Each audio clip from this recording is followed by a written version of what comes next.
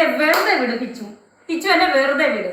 പിന്നെ നമുക്ക് രണ്ടുപേർക്കും അറിയുന്ന പല കാര്യങ്ങളുണ്ട് അല്ലെ കിച്ചു, ഫ്യൂച്ചർ വരെ ബാധിക്കുന്ന കാര്യങ്ങളുണ്ട്. സോ അതെന്നെ കൊണ്ട് പറയിപ്പിക്കരുത് കിച്ചു. എന്റെ കുഞ്ഞിനെ കിച്ചുവിനെതിരായിട്ടുള്ളൊരു ഭീഷണിയും വാണിങ്ങുമൊക്കെ ആയിട്ടാണ് രേണുസുതി സാമൂഹ്യ മാധ്യമങ്ങളിൽ പ്രത്യക്ഷപ്പെട്ടിരിക്കുന്നത്.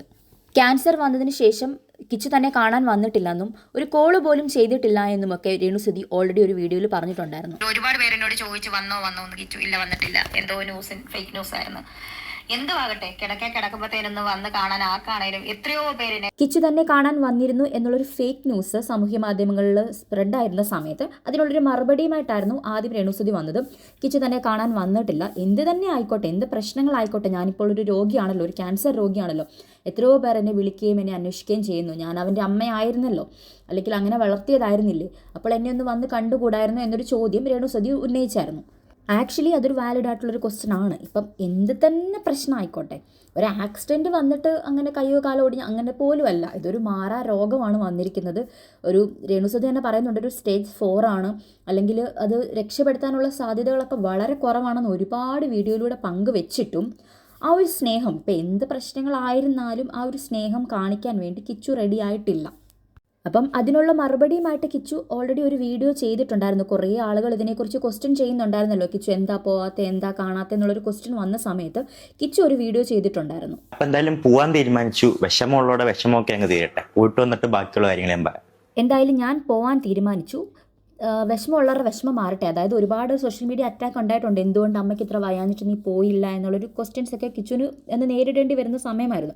അപ്പോൾ കിച്ചു അതിൻ്റെ പേരിൽ ഒരു ചെറിയ ഒരു വീഡിയോ ചെയ്തിരിക്കുകയാണ്, ഞാൻ എന്തായാലും പോകാൻ തീരുമാനിച്ചു എന്നുള്ള രീതിയിൽ. ഇത് ശരിക്കും ആർക്കോ വേണ്ടി ചെയ്യുന്ന രീതിയിലുള്ളൊരു പ്രവൃത്തിയായിരുന്നു കിച്ചു അതിനകത്ത് ഇങ്ങനെ പറഞ്ഞത്.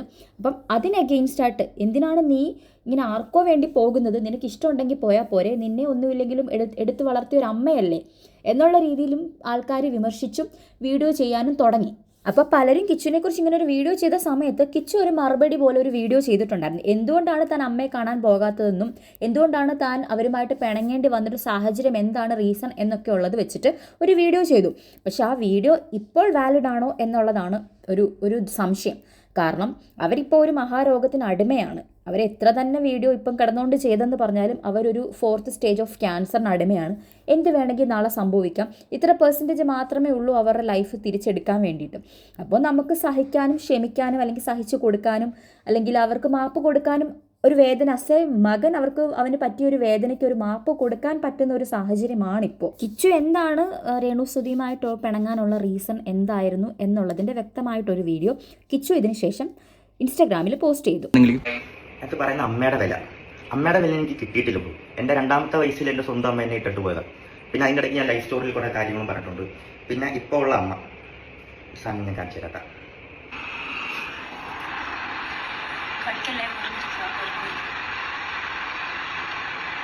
ഇതൊക്കെ നിങ്ങൾ പറയുന്ന എടുത്തു വളർത്തിയ മോൻ കണ്ട സാധനങ്ങളാണത്, മനസ്സിലായത്? അപ്പോൾ ഞാനിത് കണ്ടിട്ട് മെസ്സേജ് ഇട്ടു. ഇത് കണ്ടു കഴിഞ്ഞാൽ ഋതപ്പൻ്റെ അവസ്ഥ എന്തായിരിക്കും? ഋതപ്പൻ്റെ കൂടെ പഠിക്കുന്നവരാണെങ്കിലും ഇപ്പം മിക്ക പിള്ളേരാണെങ്കിലും പോലും സോഷ്യൽ മീഡിയ യൂസ് ചെയ്യുന്ന ആൾക്കാരാണ് കൂടുതൽ.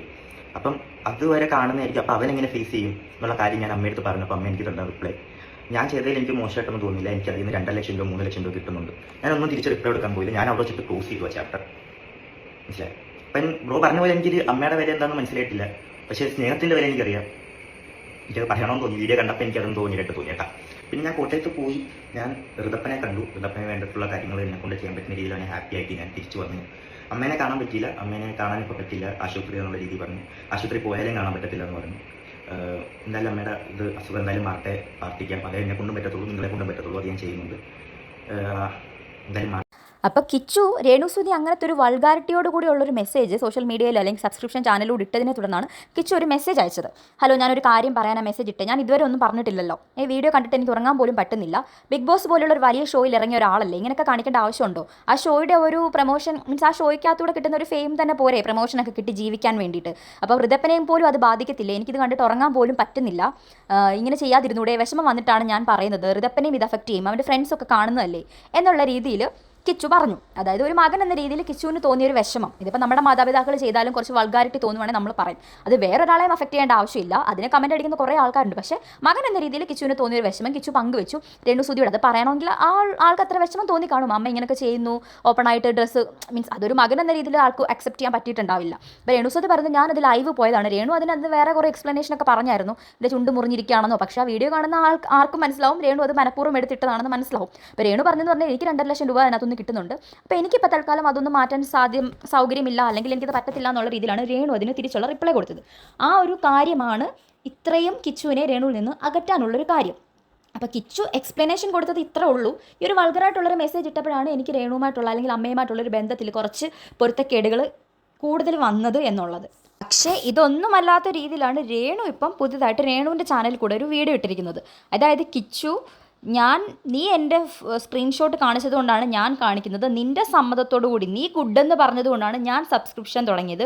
എനിക്ക് 500 സബ്സ്ക്രൈബേഴ്സ് ആണെന്ന് പറഞ്ഞപ്പോൾ നീ എന്നോട് പൈസ ചോദിച്ചാലാണ്. എൻ്റെ സബ്സ്ക്രിപ്ഷനിലൂടെയും എൻ്റെ പ്രൊമോഷനിലൂടെയും കിട്ടിയ പൈസയുടെ എല്ലാം ഒരു ഓഹരി നീ മേടിച്ചിട്ടുള്ള ആളാണ്, എന്നിട്ട് നീ ഇപ്പം ഇത് പറയാമോ? പക്ഷേ രേണു മനസ്സിലാക്കേണ്ട ഒരു കാര്യം എന്ന് പറഞ്ഞാൽ, രേണു സബ്സ്ക്രിപ്ഷൻ തുടങ്ങിയത് കൊണ്ടോ രേണു പൈസ സമ്പാദിക്കുന്നത് കൊണ്ടോ ഒന്നുമല്ല കിച്ചു പറഞ്ഞത്. വൾഗറായിട്ടുള്ളൊരു വീഡിയോ രേണു ഇട്ട സമയത്ത് അതിനെയാണ് കിച്ചു എടുത്ത് കാട്ടിയത്. പക്ഷെ രേണു അതൊന്നും പറയാതെ രേണു വേറെ കുറേ കാര്യങ്ങളാണ് കിച്ചുവിനെ കുറിച്ച് പറയുന്നത്. നമുക്കതൊന്ന് നോക്കാം. സബ്സ്ക്രിപ്ഷൻ ഒന്നുമില്ല, നിങ്ങൾക്ക് എല്ലാവർക്കും എന്നെ കുറ്റപ്പെടുത്തിയവർ പോലും അത് ക്ഷമ ചോദിച്ചുകൊണ്ടിരിക്കുന്ന സമയത്ത്, കാരണം ക്യാൻസർ എന്ന് പറഞ്ഞ രോഗം അങ്ങനെയാണ്. അപ്പം ആ സമയത്ത് ഈ ഇത്രയും നാളുമായിട്ട് മിണ്ടാതിരുന്ന കിച്ചു എന്ന രാഹുൽ ഇപ്പോൾ ഒരു വീഡിയോ ആയിട്ട് മുന്നോട്ട് ഇറങ്ങിക്കുന്നു. സബ്സ്ക്രിപ്ഷൻ കൊണ്ടാണ് അമ്മയെ വെറുത്തന്നോ എന്നൊക്കെ പറഞ്ഞു. ഞാനൊരു കാര്യം പറയട്ടെ, ഞാൻ എന്റെ ജീവിതത്തിൽ എന്ത് തുടങ്ങിയാൽ കിച്ചുവിനെ പരിചയപ്പെട്ടതിനെ തുടർന്ന്, എന്ത് സ്വിച്ചയുടെ മരിച്ചതിനെ തുടർന്ന് എന്ത് തുടങ്ങിയാലും ഞാൻ അത് കിച്ചുവിനെ അറിയിച്ചുകൊണ്ടാണ് ഞാൻ ചെയ്യുന്നത്. തെളിവുണ്ട് എൻ്റെ ഞാൻ നിങ്ങളെ കാണിക്കാം. കിച്ചു എന്തായാലും എന്റെ ചാറ്റ് പുറത്ത് വിട്ടല്ലോ, അപ്പൊ പിന്നെ എനിക്ക് പറയണമല്ലോ, പറയേണ്ട കാര്യങ്ങൾ എനിക്ക് പറയാം. ഞാൻ കിച്ചനോട് പറഞ്ഞ സബ്സ്ക്രിപ്ഷൻ ചാറ്റ് മാത്രമേ ഞാൻ കാണിക്കുള്ളൂ, കാരണം എന്നെ പറ്റി അതാണല്ലോ പറഞ്ഞത്, സബ്സ്ക്രിപ്ഷൻ ആണല്ലോ ഇപ്പം മെയിൻ പ്രശ്നമായിട്ട് ഇപ്പം പറഞ്ഞത്. അപ്പൊ ആ സബ്സ്ക്രിപ്ഷൻ ചാറ്റ് മാത്രമേ ഞാൻ കാണിക്കാം.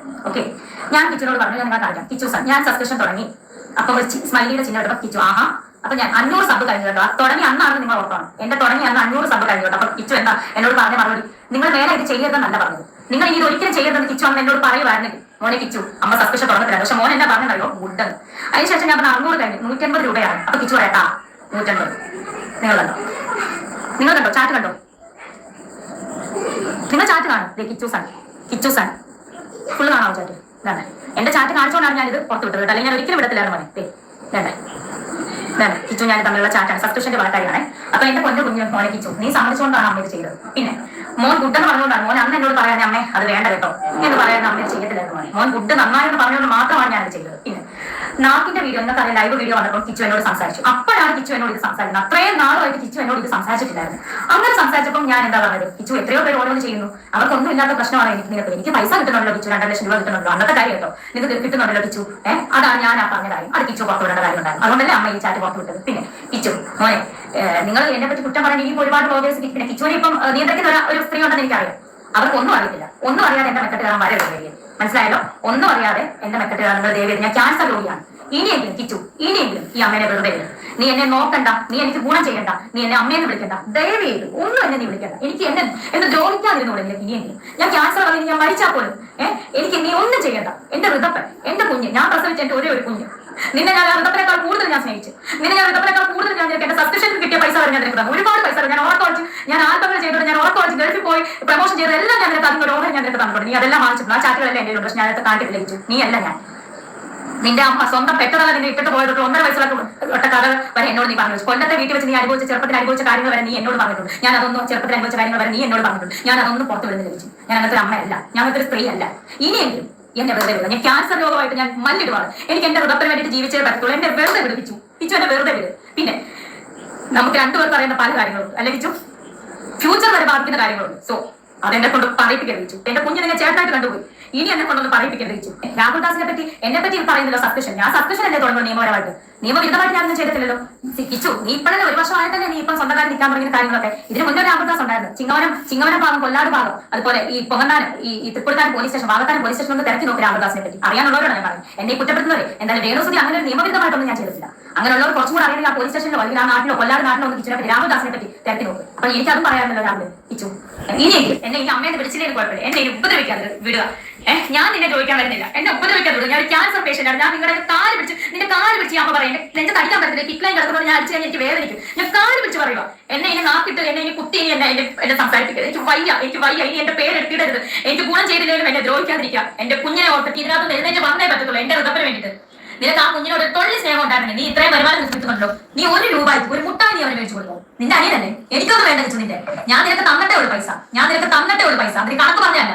അമ്മയ്ക്ക് പറയാനുള്ള ഒരുപാട് കാര്യങ്ങൾ തെളിവ് സഹിതം കാര്യങ്ങളൊക്കെ ഇപ്പൊ മോൻ സ്നേഹം കാര്യങ്ങളൊക്കെ ആയിട്ട് അച്ഛന്റെ കാര്യങ്ങളൊക്കെ പറഞ്ഞ് മോശം കാര്യങ്ങളൊക്കെ ആവുന്നുണ്ട്. പല ആളുകൾ മോന്റെ വോയിസ് റെക്കോർഡും കാര്യങ്ങളും ഇപ്പോഴും നമ്മുടെ ചേട്ടാ അളിയന്റെ ഫോണിനകത്ത് ഇപ്പോഴും കിടപ്പുണ്ട്, പഴയ റെക്കോർഡ് അച്ഛന്റെ മോന്റെ സംഭാഷണങ്ങളൊക്കെ. മോൻ ഈ കാണിച്ച അമ്മയുടെ ചാറ്റ് പുറത്ത് വിട്ട പോലത്തെ അങ്ങനത്തെ ഒരു മനസ്സുള്ളവരാണ് ഞങ്ങളൊക്കെ അതും പുറത്ത് വിടത്തില്ല. ഞങ്ങൾ ഇതൊന്നും ചെയ്യുന്നില്ലല്ലോ, എന്നിട്ട് ഇനിയെങ്കിലും എന്നെ വെറുതെ വിടാൻ പറ്റില്ല. ഞാൻ ക്യാൻസർ പേഷ്യന്റ് അല്ലേ, ഇനിയെങ്കിലും എന്നെ ഒന്ന് വെറുതെ വിടാൻ പറ്റില്ല. 11 വയസ്സിലെ സുധിച്ചേട്ടൻ അന്ന് ശ്വാസിൽ വെച്ച് എന്നെ ഏൽപ്പിച്ചപ്പോൾ ആരുമില്ലായിരുന്നു മോനെ പ്രാവശ്യം അച്ഛനോട് വഴക്ക് വിളിച്ച് കൊല്ലത്ത് കോട്ടയെന്ന് പറഞ്ഞ് ഫോൺ വിളിച്ച് ഓർക്കുന്നുണ്ടോ? അന്ന് അവരെന്തുവാ പറഞ്ഞ മോനെ ഇങ്ങോട്ട് വരണ്ട, അവിടെ അച്ഛൻ്റെ അമ്മയുടെ കൂടെ നിന്നാൽ മതി. ഇതൊക്കെ മോനെ എനിക്ക് ഓർമ്മയുണ്ട്, പക്ഷെ മോനെ അതൊന്നും ഓർമ്മ കാണത്തില്ല. അപ്പത്തെ ഘട്ടങ്ങളിൽ പോലും ഞാനുമില്ലായിരുന്നു. ഈ അമ്മയും ഈ കുറ്റം പറഞ്ഞ നിന്റെ അളിയനും ചേച്ചിയൊക്കെ ഉള്ളായിരുന്നു. ഓരോ കുറ്റത്തിന് പോലീസ് സ്റ്റേഷൻ വരെ കയറി ഇറങ്ങി ഞാനായിരുന്നു. വേറെ ആരും ഇപ്പൊ നിന്നെ ഈ കൊണ്ടു നടക്കുന്നത് ആരും ഇല്ലാത്തത് വന്നു.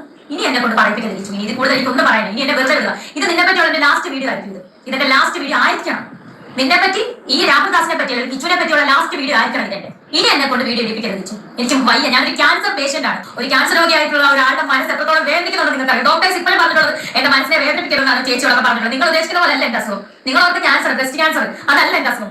നിങ്ങൾക്ക് എന്റെ സ്റ്റേജ് കിച്ചു പറയാൻ ശ്രമിച്ചത് അവർ തമ്മിലുള്ള വഴക്കിൻ്റെ ഒരു കാരണമാണെങ്കിലും രേണു ഇവിടെ വ്യക്തമായിട്ട് പറയുന്നുണ്ട്, ഇനി നീ എന്നെക്കുറിച്ച് എന്തെങ്കിലും പറയാൻ വേണ്ടി സോഷ്യൽ മീഡിയയിൽ ശ്രമിച്ചു കഴിഞ്ഞാൽ എനിക്ക് പല കാര്യങ്ങളും നിന്നെക്കുറിച്ച് പറയാനുണ്ട്, അതൊന്നും എന്നെ കൊണ്ട് പറയിപ്പിക്കരുത്. അതായത് പോലീസ് സ്റ്റേഷനിലെല്ലാം കേസായതും നിൻ്റെ ഭാവി വരെ തകരുന്ന കാര്യങ്ങൾ വരെയും എനിക്കറിയാം. അതേപോലെ നിൻ്റെ അച്ഛനും നീയുമായിട്ടുള്ള സംഭാഷണങ്ങൾ എനിക്കറിയാം. അങ്ങനെ പല കാര്യങ്ങളും എനിക്കറിയാം. ഇനി നീ എന്നെക്കുറിച്ച് എന്തെങ്കിലും പറയുവാണെങ്കിൽ നിൻ്റെ പല കാര്യങ്ങളും എനിക്കും പറയാനുണ്ട്. ഇത് ശരിക്കും ഒരു ഭീഷണിയാണ് രേണു ഇതിലൂടെ ഉദ്ദേശിച്ചത്. അപ്പം അങ്ങനെയാണ് ഇപ്പം പ്രശ്നങ്ങളുടെ ഒരു കിടപ്പ്. അപ്പം ഇനി കിച്ചു ഇതിനെതിരെ എന്തെങ്കിലും പ്രതികരിക്കുമോ ഇല്ലയോ എന്നുള്ളത് നമുക്ക് നോക്കാം.